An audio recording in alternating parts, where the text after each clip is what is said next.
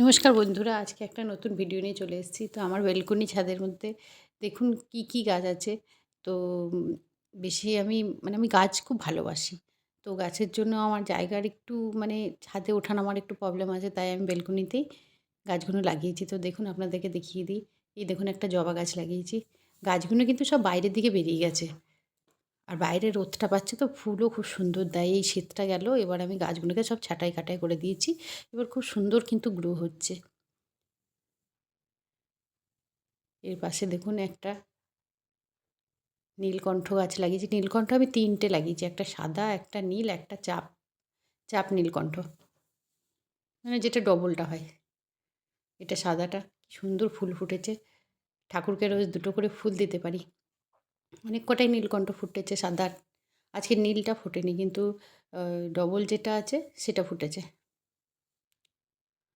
এই একটা আছে।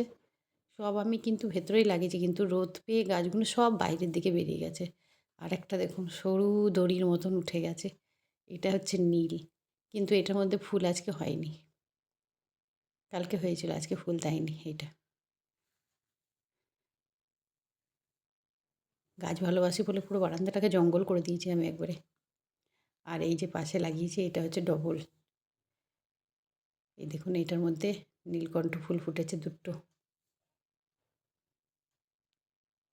এটা সিঙ্গেল নয়, এটা ডবল। দেখুন কি সুন্দর লাগছে এটা।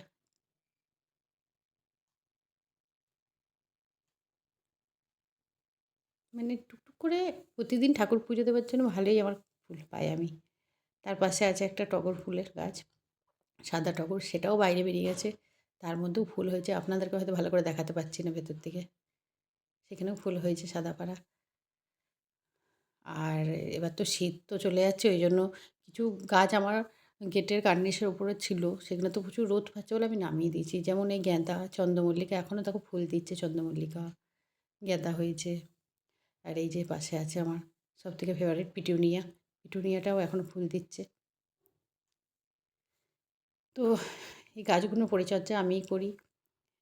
আর গাছের শখ, গাছ ভালোবাসি তাই। আর কার্নিশের মধ্যে কটা গাছ আছে আপনাদেরকে দেখাই, চলুন। এই যে কার্নিশের উপরে উঠিয়ে দিয়েছি, আপনাদেরকে দেখাতে খুবই অসুবিধা হচ্ছে, কারণ আর কার্নিশের ওপরে যে গাছগুলো রেখেছি সেগুলো বড় বড় গাছ, সেগুলো গোলাপ গাছই আছে আমার। ৪টে গোলাপ গাছ আছে। আর একটা রজনীগন্ধা